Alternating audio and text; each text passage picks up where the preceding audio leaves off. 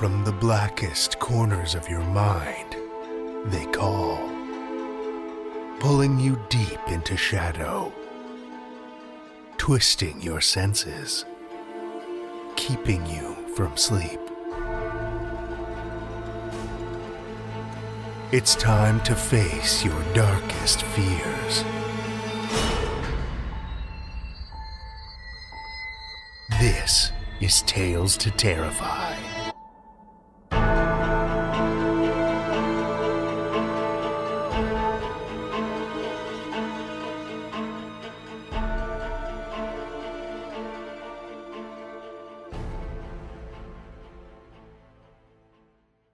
Good evening, children of the night, and welcome. As promised, we have something a little different for you this week. At long last, we have the winners of our second flash fiction contest, which took place earlier this year.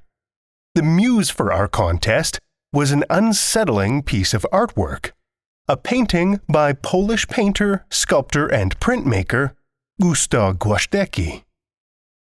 I can try to describe it to you, to jog your memory, but as with any artwork, it's probably best to see it for yourself, which you can do at talestoterrify.com/flashcontest. From an inky black canvas looms the deeply shadowed face of a young man. In the gloom, his eyes are nothing more than two dark pools that seem to stare straight into your face, deep into your soul. Unsettling? For sure. Inspirational? Apparently. We had a fantastic turnout for this contest, and I'm excited to share the fruits of that labor with you here tonight. It was an extremely tough decision to narrow it down as much as we did, and we've still ended up with 4 runners-up and a winner. Before we dive in, though, I just want to point out that, aside from our winner, the order you'll hear them in this evening is by no means hierarchical. Our runners-up will be presented in more or less random order. Each of these bite-sized tales has very much earned the chance to worm its way into your ears, and we don't want to judge them any more than we already had to. We begin our winners not with a story, but a poem, one that comes to us from Amy Sampson-Cutler. Amy Sampson-Cutler is a writer who earned her master's degree in creative writing from Goddard College. Her work can be found in WOW, Women on Writing, The Pitkin Review, Wellness Universe, and Elephant Journal. Her novel, A Shadow of Love, will be released in May of 2022. She can be contacted through amyshippiehut.com. Children of the night, join me for Amy Sampson-Cutler's My Dead Girl.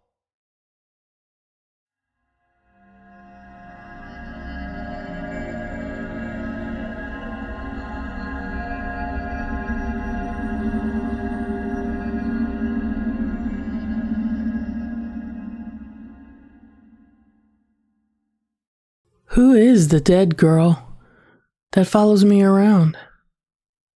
Is she lost now that I am found? I am found because I am me. But if that is true, then who is she? There is a dead girl. I'm not sure of her name. She whispers to me, we sound the same. She looks like me, only she is dead. She's there when I wake, when I lie in bed. Who is the dead girl? She sounds so sweet. Yet her eyes are dark, her tone is meek. This girl of mine, she won't leave my side. When I call to her, her mouth opens wide. And that is when I follow her, through the dark. We sit on a swing in an empty park. Who is this dead girl? This girl is me. Look in my eyes. Now do you see? The girl is me. The girl is you. Just take our hand and you'll see her too.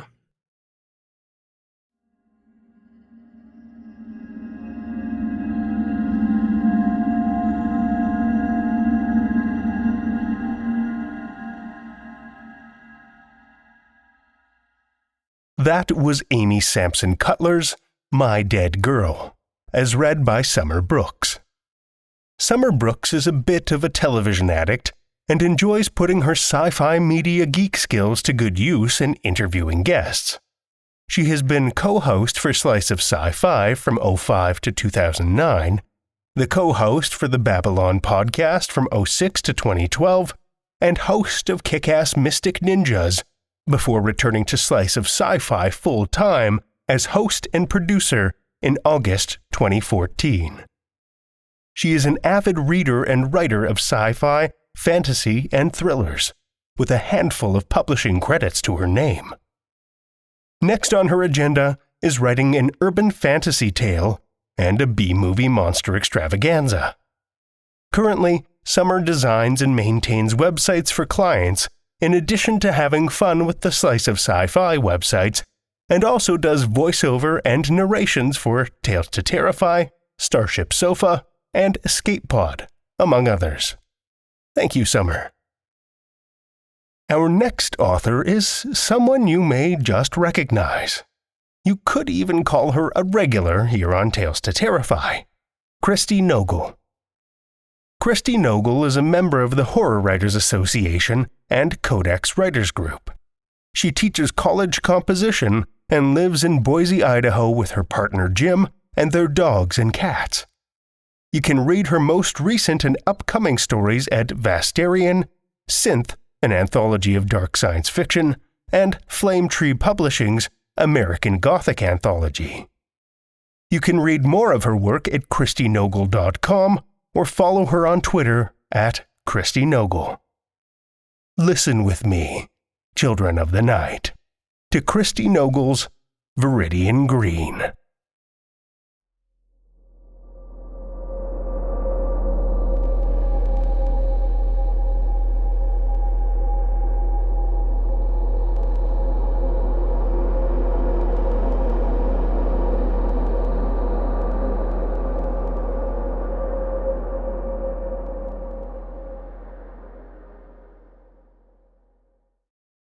Trevor, younger than the other workers in his division, had long assumed they found him charming. Weren't they always asking about his community theater roles, encouraging him to put up posters for them in the kitchenette area, promising to remember to come to the next one? Weren't they always implying he was handsome? But in the first day of remote work, he had the wool pulled from his eyes. There, on the screen, he was profoundly unattractive. The asymmetry, one eye higher and larger than the other, the uneven jawline, and the gray tint to his skin. All their faces were placid, while his contorted into strange expressions. That very evening, he set about changing things. After his work with the spreadsheets was done, he put in an hour practicing calm and fluid speaking, another hour analyzing the recording, another rearranging the bookshelves behind him, and then moving the bookshelves into the cramped entry so that there could be a plain, white wall behind him to facilitate smooth edges on a computerized background. It did not take another hour to find the background. His initial search brought up the perfect thing. Soft leaves. Or were they feathers? In Viridian green. Subtle enough for business, but a little nod to his supposed creativity. Just the thing to bring out some warmth in his skin. Sleep was short that night, but the morning meeting went well. Before official business started, Trevor had compliments on his background, and in a private message, Margie said, "Glad to see you're looking so well today. I was a little worried." The supervisor spoke for a long while. Trevor had time to study the picture he made and was pleased. As long as he didn't speak, all was well. and yet he had to be visibly engaged. He practiced reducing his expressions, smaller nods, smaller smiles. The meeting, then paperwork. Trevor fell asleep on the couch and woke feeling certain that the meeting had never ended and would never end. Another morning, another meeting. The face in his rectangle was not his own. It had a cleft chin. Trevor had always wanted a cleft chin, but not like this. This was wrong. When Trevor moved, this new face moved, but never in exactly the same way. His small nod at a colleague's recommendation was translated to a thoughtful, slow, deep nod, chin on the knuckles. Then the Trevor on the screen began to speak, not agreeing but challenging the colleague, challenging the idea in a snide, arch, winning way. "You're on fire," said Margie in a private message. I think I've been hacked," he typed back, but the face on the screen was his own again now. He didn't hit send, only gave small nods while the supervisor, beaming, said, "Trevor has a great point here." Still worried there'd been a hacker, he couldn't focus on work that afternoon. All was given over to internal debate about what had happened and what he could do. He couldn't say, I wasn't me for a moment there. Could he? Just before 5, a complimentary email came from the supervisor. Trevor was being considered for an important new project and had to write up a prospectus ASAP. But he didn't. Once he'd taken a walk and had dinner, he fell asleep on the couch and dreamed of the theater. A big musical production with Trevor as the lead. He was never the lead. On an opening night high, they all went bar hopping, singing in the streets. He landed in a cozy back booth with the female lead and the handsomest man on crew. They seemed in competition for him. The woman leaned in close and said, "Trevor, you're muted." Trevor sat up. The laptop was open. The morning meeting about to start. For an instant, he saw the handsome, cleft-chinned face, heard it saying, "I could write a prospectus, sure, but wouldn't it be better to just..." But then the sound was gone. The others still seemed to be listening. The face faded as though the green leaves were darkness, and this other man had stepped back from the light. He dimmed until Trevor saw only the beautiful field of flowing green. I'm here. There's something wrong," he said. He typed into the chat and hit return. It didn't appear in the chat. He re-answered it, but it did not ever appear. There was nothing to do but watching the others watching, smiling, nodding, admiring. After a while, there was applause.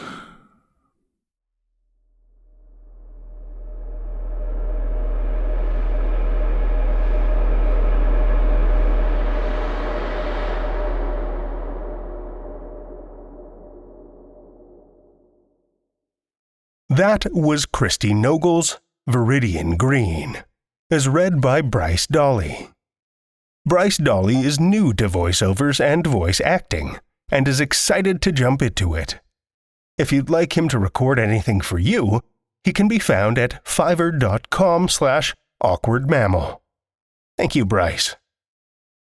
The third contest entry we'll hear tonight comes our way courtesy of James Cannice. James grew up in the San Francisco Bay Area and graduated from Pepperdine University. He has other work published in Maudlin House and Novel Noctule.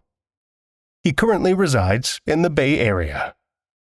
Children of the Night, lend me your ears for James Cannice's The Nightmare Boy.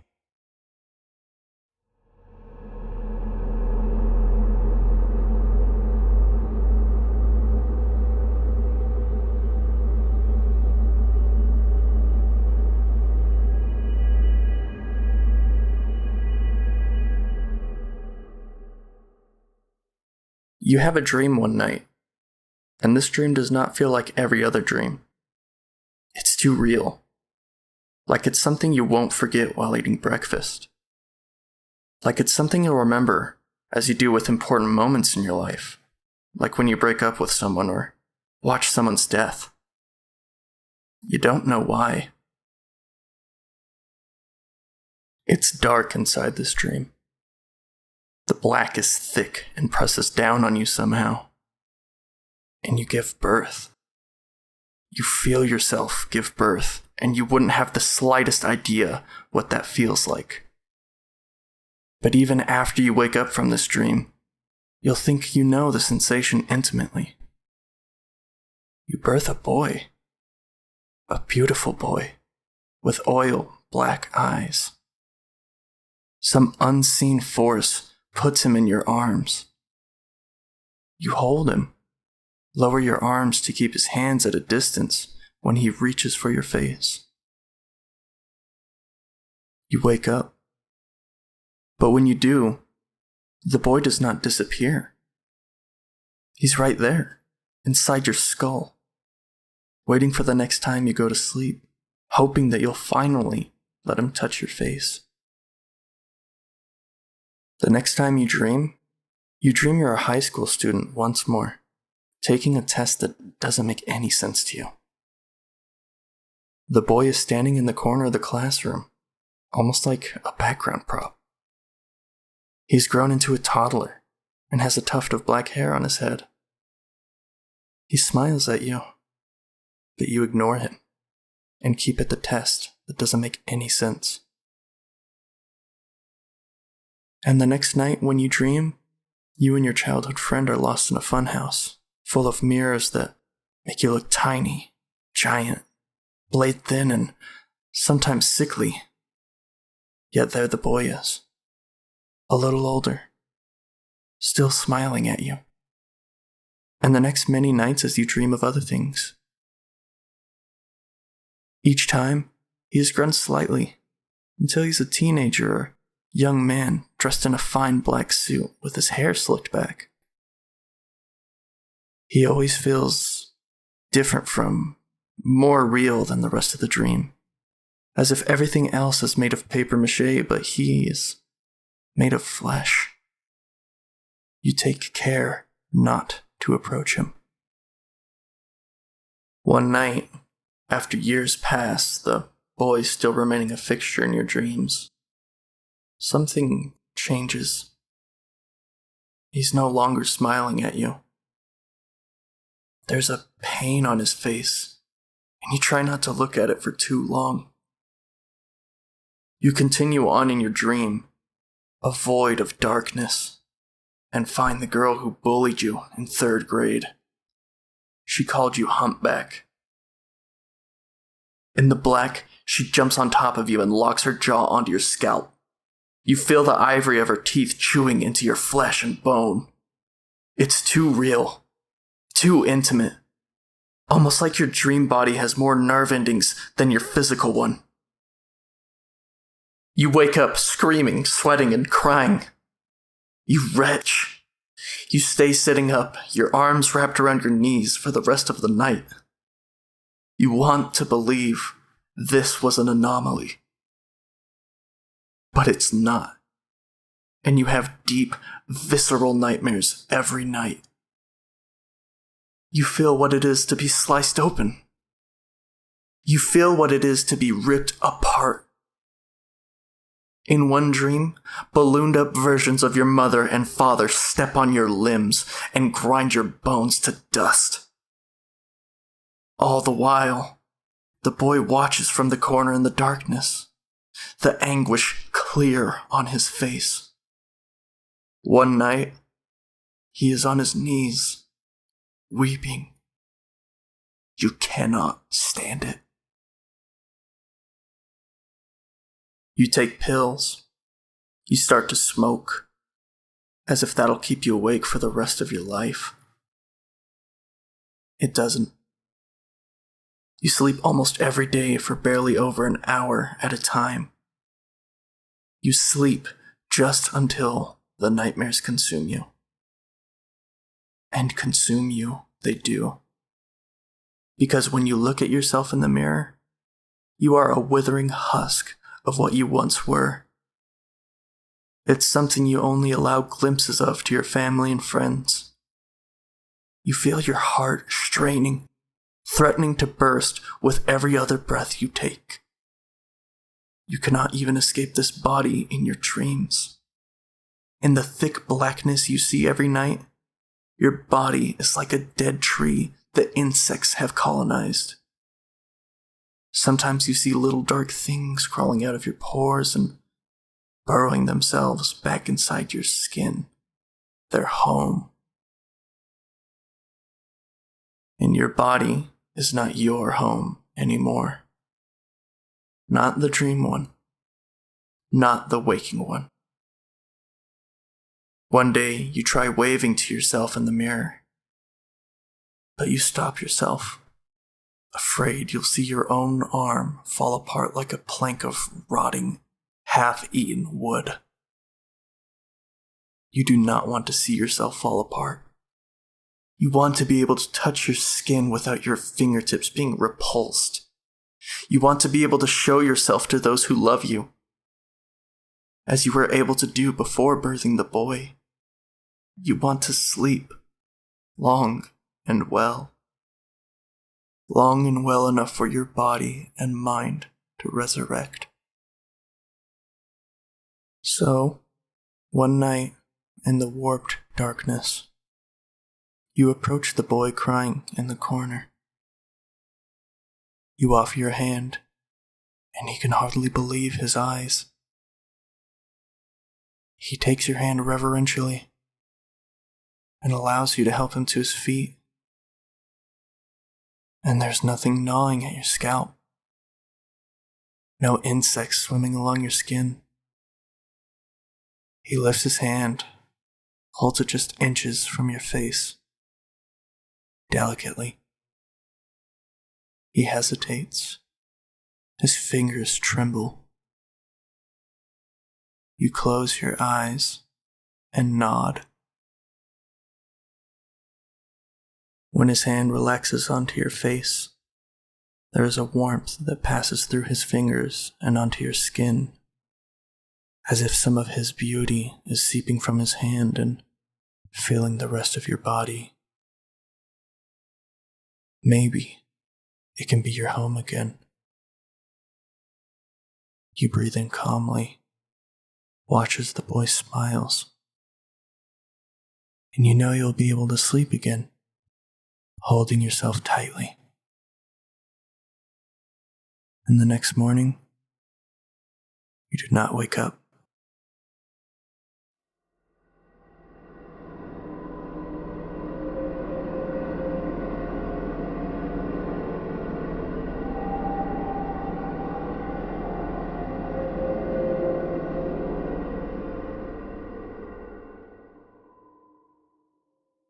That was James Cannice's The Nightmare Boy, as read by Austin Stern. Austin Stern is a 22-year-old part-time college student from southwestern New Mexico and newcomer to all things narration. He's glad to narrate for Tales to Terrify and thanks you for having him. Thank you, Austin. Our penultimate tale tonight comes from Kerri-Leigh Grady. Kerri-Leigh Grady loves to sink into happily ever after tales, especially when her testosterone-loaded house has hit its monthly limit of athletic socks and slapstick. She holds an MFA from Seton Hill University and a BS in computer science. She's a nerd with an unnatural love of dark humor, gadgets, chickpeas, animals, not that kind of unnatural, Brazilian jiu-jitsu, terrible acrylic landscapes, bad poetry, and silversmithing. Don't worry, she owns lots of fire extinguishers. Find out more at klgrady.com. Listen with me, children of the night, to Kerri-Leigh Grady's The Nightmare She Wears.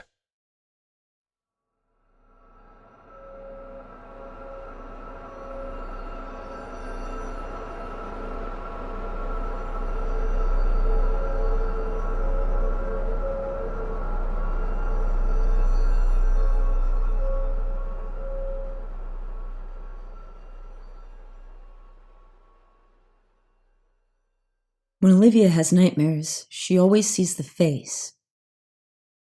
Maybe she sees it in her dream. Maybe she doesn't see it until her heart has stopped racing and she's gone pee, but she always sees the face. It presses from the wall and separates, floating millimeters away from the failed barrier between her room and the nightmarish outside world.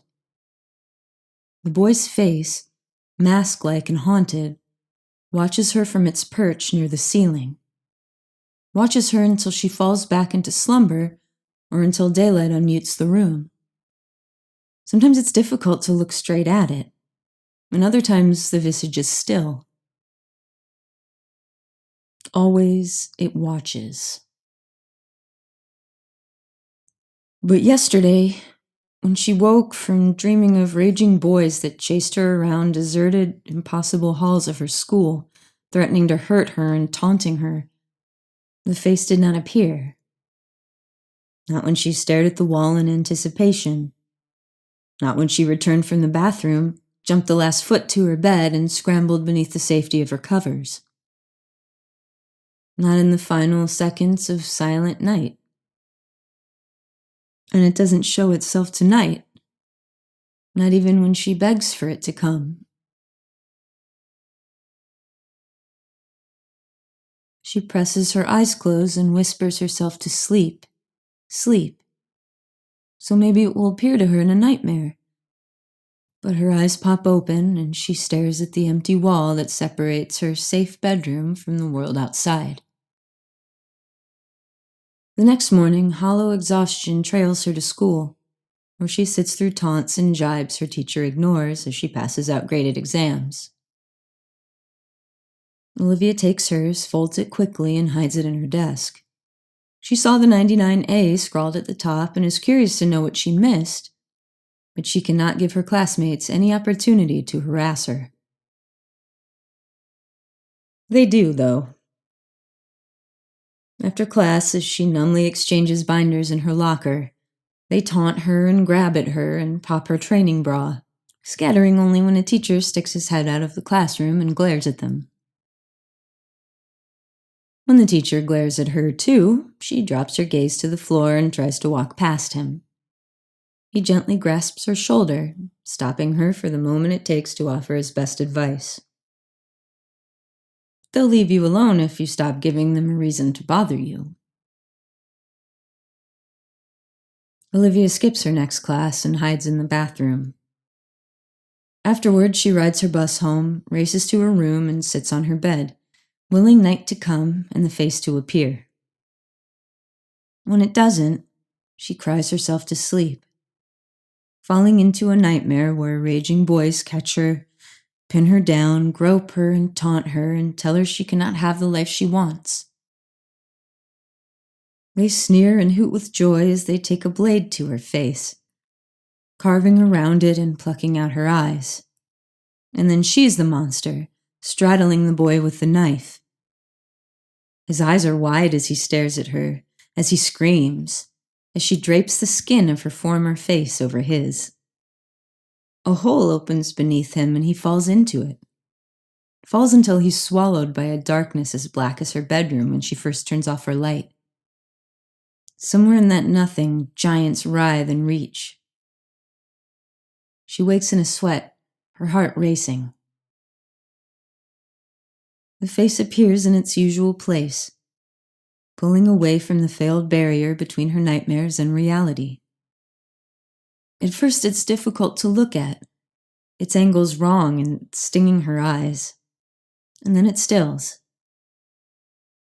She slides from her bed and drags the chair from her desk to a spot beneath the mask. After only a second of hesitation, she steps onto the chair and stands nose to nose with the face. This close, she can see it was never part of the wall at all. It was never meant to be part of this world. Might not have been if not for her.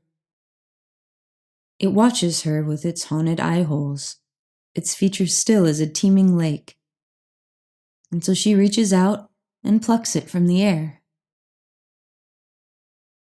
The mask is cold on her face. and she giggles when it squirms against her skin.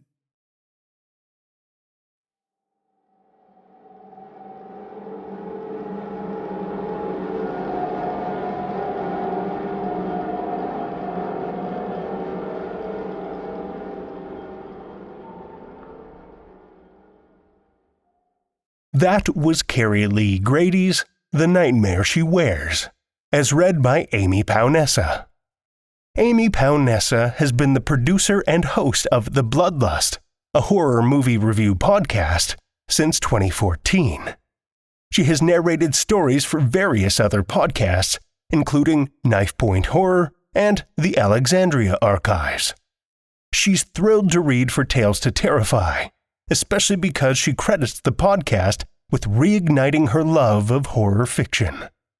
You can contact Amy through her website, thebloodlust.net. Thank you, Amy. To cap off our evening, we've got a delightfully dark morsel, the winning tale of our flash fiction contest, which comes to us from T.F. Ahmad. T.F. Ahmad is a writer and narrator from Chicago. His fiction has been published in Dark Futures and Soiled magazine. He now podcasts his own strange fiction at The Night Bulletin. Search for it on your favorite podcast app or YouTube. You can also follow him on Instagram at The Night Bulletin. Feast your ears, children of the night, on T.F. Ahmad's A Short Letter from Nasir Farooq to his friend Sir Christopher Collins, the winner of our flash fiction contest.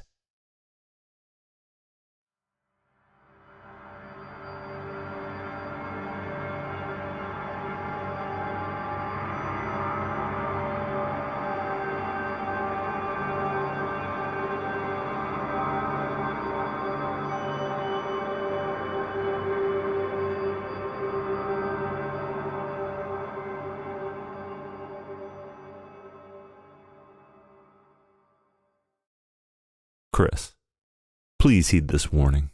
For all that is holy under your God, do not come to the Harbor Hotel. What I have experienced has put me at fear not only for my safety, but for yours as well. I know this may seem like an exaggeration to you, but I assure you I am being absolutely serious. I arrived in Karachi and swiftly made my way from Dry Airport to my accommodations at the Harbor Hotel.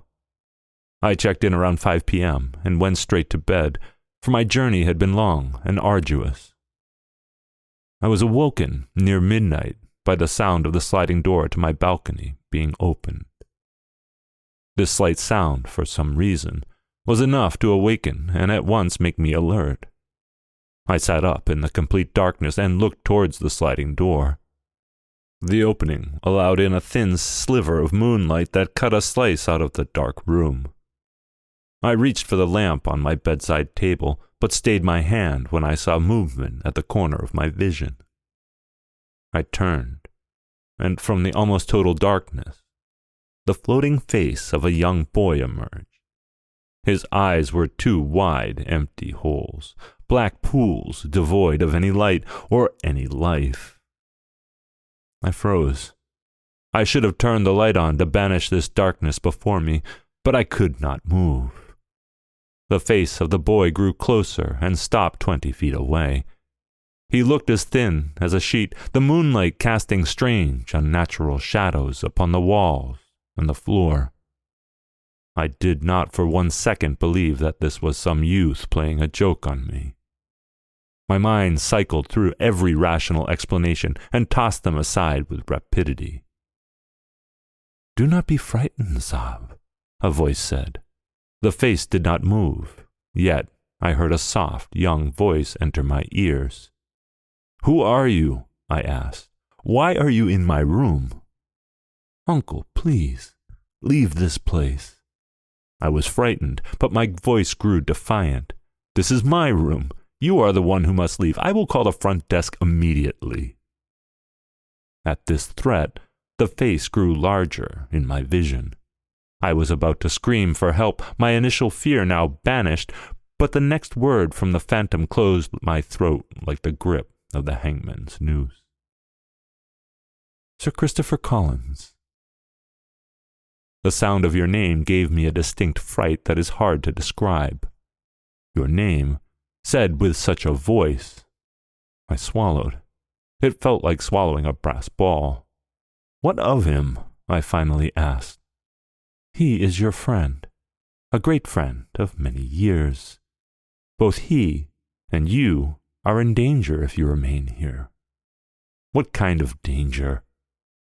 There is someone in your midst, someone in the colonial government of the British Raj, who is very close with the Viceroy.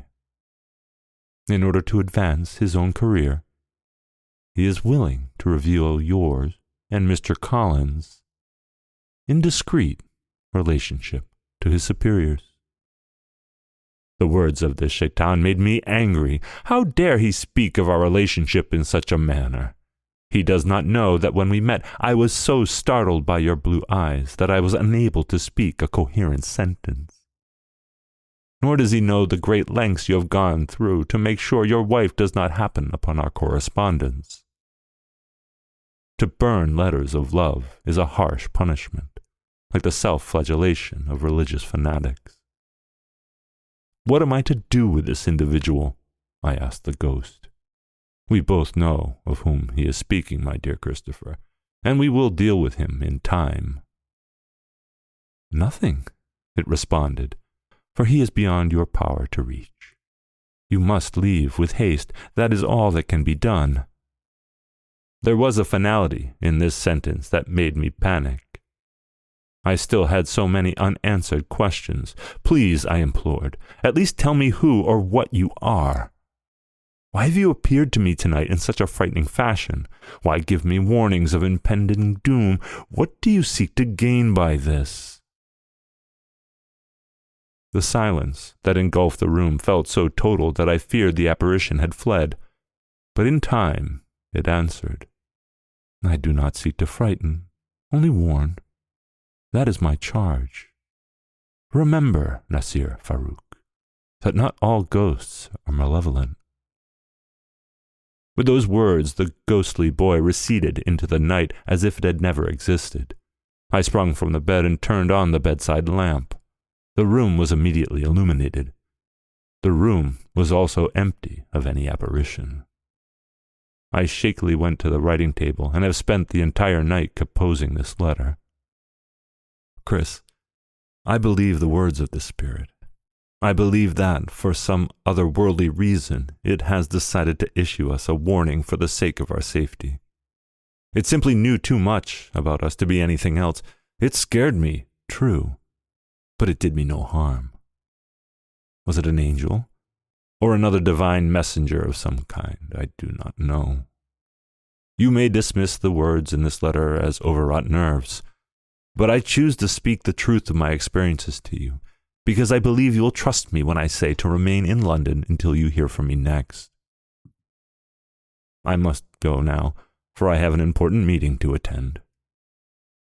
Yours forever, Nasir Farooq, July 1st, 1945. Officer's note. This letter was found on the corpse of Sir Christopher Collins, who was found dead in his room at the Harbour Hotel in the Indian city of Karachi, July 30th, 1945. The cause of death is unknown.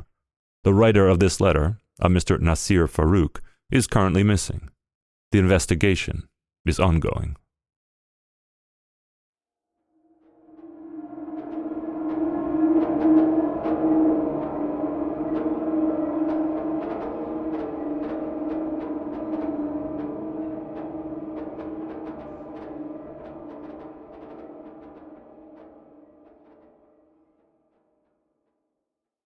That was T.F. Ahmad's A Short Letter from Nasir Farooq to his friend Sir Christopher Collins, as read by Seth Williams.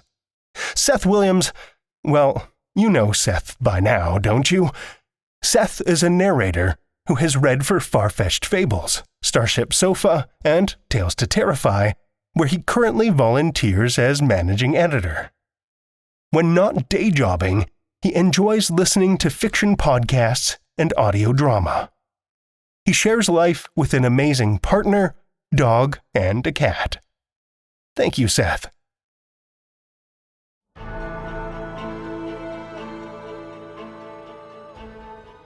Well, children of the night, the hour is late, and we've run out of tales to tell. For now. Tales to Terrify is made possible by the tremendous generosity of our supporters on Patreon and PayPal. Amazing fans like Kathy Robinson, aka Deadly Blonde. If you're not a supporter already, be like Kathy. Head over to patreon.com/Tales to Terrify, where you'll find all kinds of perks, from ad-free episodes and bonus content to shoutouts and merch packs. Every dollar goes back into the show to help make it as dark and devious as possible. And we appreciate it so much. Want another way to support the show that doesn't cost a cent? Head over to Stitcher, Podchaser, or Apple Podcasts and leave us a 5-star review. You'll not only put an unnaturally wide smile on our faces, but help new listeners discover our terrifying tales too. Now you can share your love of the show out in the world with some Tales to Terrify merch. TalesToTerrify.com/merch will take you to our TeePublic store, where we've got a great collection of creepy custom and curated designs that's always growing, so check back often. Tales to Terrify is produced by Seth Williams, Pete Morcellino, Meredith Morgenstern, Brian Rollins, and myself, Drew Sebastini, with original theme by Nebulous Entertainment. Tales to Terrify is distributed under a Creative Commons Attribution, Non-Commercial, No Derivatives license. Join us again next week as we share fresh, dreadful morsels with more Tales to Terrify.